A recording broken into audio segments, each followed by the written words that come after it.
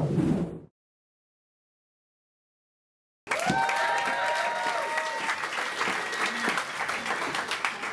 want to start off today by telling you a little bit about myself. So my name is Nabilah. I studied mechatronic engineering. I now work as a software developer, and I moonlight as a crafter. So I sew, make patterns, and embroider.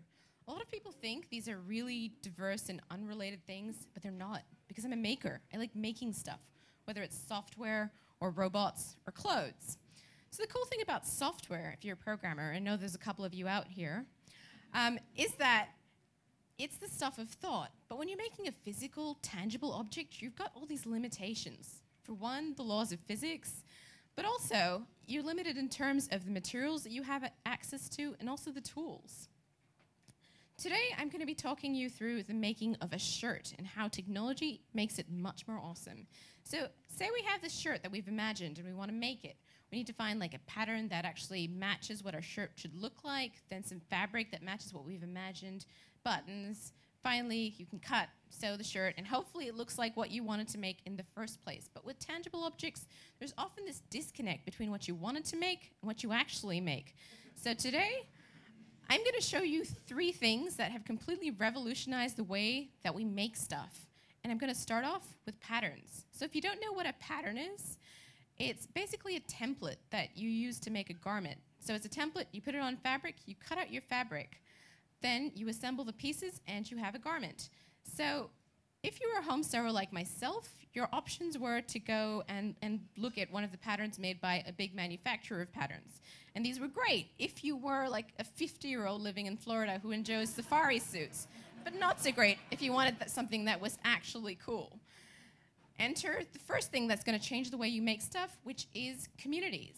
Birth Style is the example I'm using here. It's a sewing community. 500,000 members, and these people aren't 50-year-old retirees. The demographic, 29-year-olds who have a high disposable income and are also educated professionals. These are people that are making stuff for the love of it.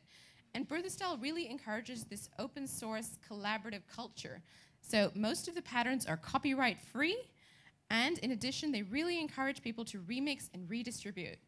So the next example I'm going to show you is a dress that's really popular. If you're a programmer, you'll recognize this as forking.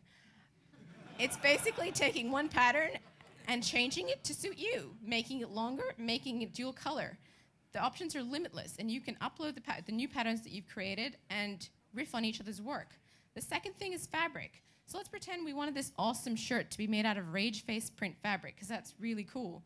Chances are you're probably not going to be able to find this in your local fabric store. So the second thing that's going to change the way you make stuff is print-on-demand fabric. So custom printed fabric.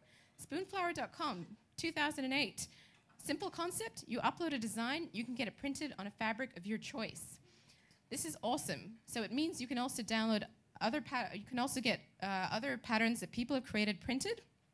And in addition, a lot of these patterns are released under Creative Commons licenses, so you can then riff on people's patterns and get cool stuff printed. The third thing I want to talk to you about is what I'm most excited about. And it comes down to buttons. So, buttons. Maybe you want really interesting buttons, like a Lego button. That would be cool, wouldn't it? 3D printing, thank you. 3D printing is probably the most awesome thing to happen to the crafter culture in a very long while. This is a 3D printer. It only costs about $1,000, and you create a 3D model in CAD software of your choice, you can get it printed out. It's crazy.